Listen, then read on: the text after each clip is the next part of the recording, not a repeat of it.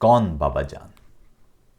گزشتہ کئی روز سے گلگت بلتستان میں سیاسی قیدیوں کی رہائی کے حوالے سے مظاہرے جاری ہیں اور سوشل میڈیا پر آپ کو بابا جان کو رہا کرو کا ہیش ٹیگ بھی دکھائی دے رہا ہوگا۔ کئی افراد نے سوشل میڈیا پر اپنی تصاویر میں بھی بابا جان کی تصویر لگا رکھی ہے، لکھ رکھا ہے کہ انہیں رہا کیا جانا چاہیے، مگر عام افراد کو شاید علم نہ ہو کہ بابا جان کون ہیں۔ عام افراد کو تو شاید یہ بھی علم نہ ہو کہ گلگت بلتستان کے مسائل ہیں کیا۔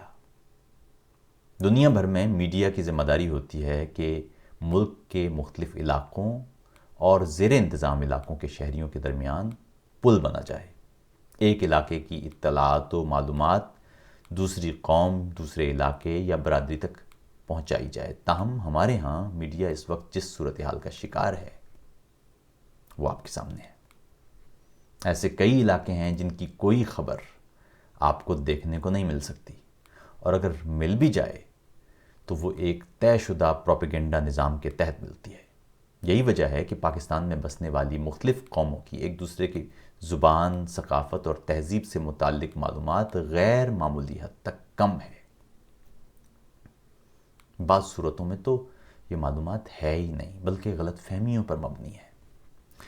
گلگت بلتستان کے علاقے سے متعلق آپ کیا جانتے ہیں؟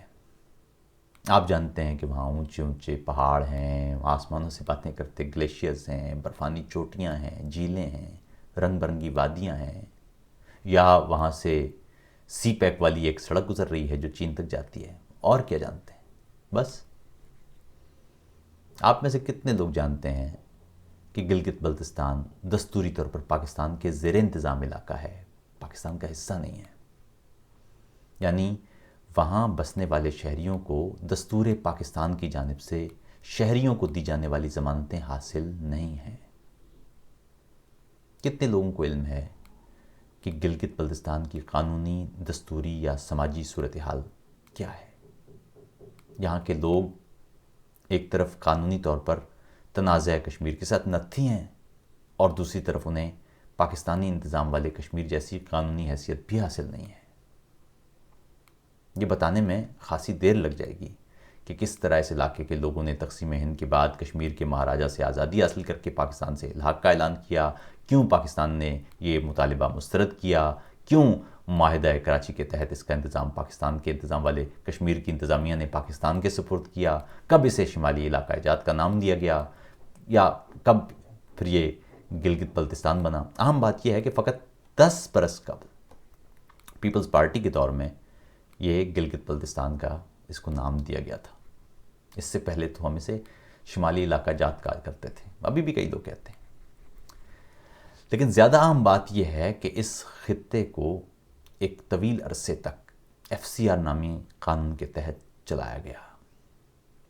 اب بھی وہاں کی قانونی حیثیت بڑی عجیب و غریب سی ہے، بتائیں گے تو آپ کو یقین نہیں آئے گا۔ یہ FCR وہی قانون ہے جو برطانوی راج میں قبائلی علاقوں کے لیے رکھا گیا تھا۔ تاہم سن 2009 کی اصلاحات کے بعد ابھی یہاں کے شہریوں کو پاکستانی دستور والے یا عام شہریوں والے دستور حاصل نہیں ہوئے اصلاحات کے باوجود۔ خیر، یہ اس حوالے سے کبھی بیٹھیں گے اور کسی اور ویلاگ میں تفصیل سے گلگت بلتستان کی صورتحال آپ پر واضح کریں گے۔ تاہم بابا جان کی بابت اب سن لیجیے۔ یہ سارا معاملہ شروع ہوا جنوری 2010 میں۔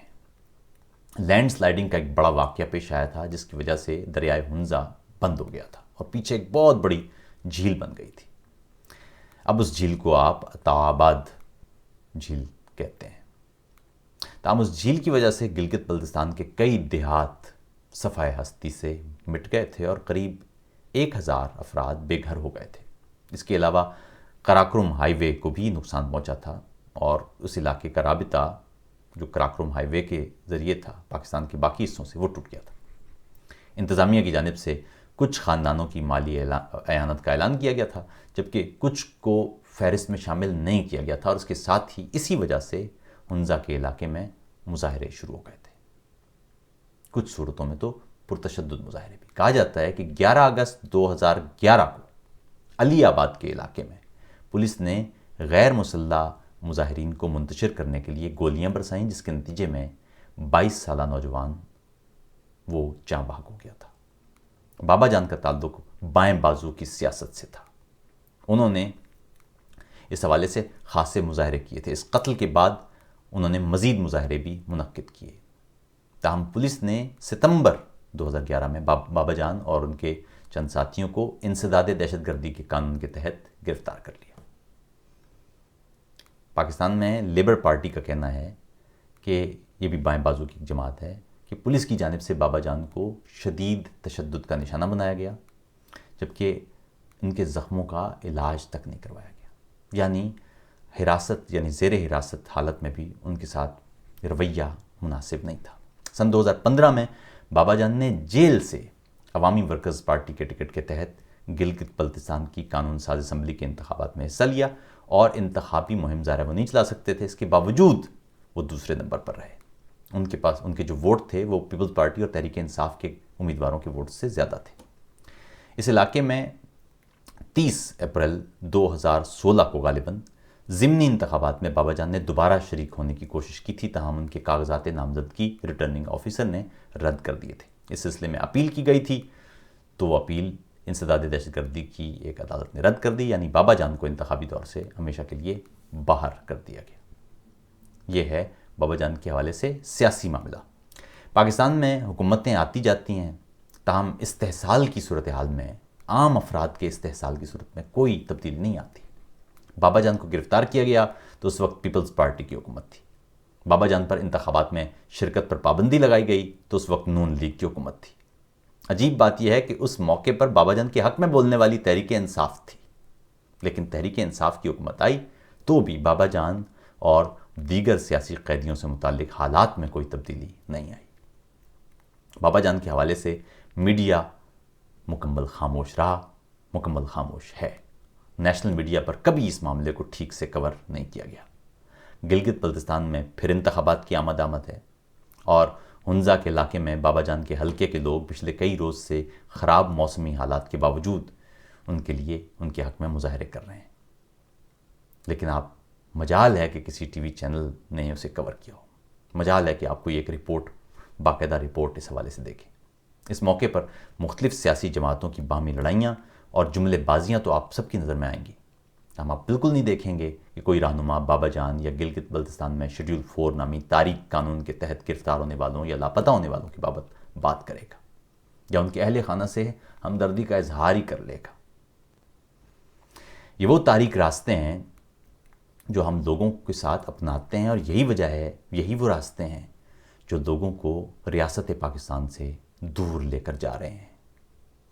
ایسے موقع پر سپریم کورٹ ہو کہ میڈیا، وزیر اعظم ہو کہ وزراء کے دانشور کے تجزیہ کار، مولوی، سب دوسری طرف دیکھنے لگتے ہیں، اور ظلم اور استحصال کا کاروبار اسی طرح چلتا رہتا ہے۔ ورنہ پرامن احتجاج پر بابا جان اور قریب درجن بھر دیگر سیاسی کارکنوں کو انسداد دہشت گردی کے تحت عمر قید کی سزا سنائے جانے پر کوئی ایک تو کہہ سکتا تھا کہ یہ زیادتی ہے، کوئی ایک تو کہہ سکتا تھا کہ سیاسی قیدیوں کے خلاف یہ ریاستی جبر کیوں؟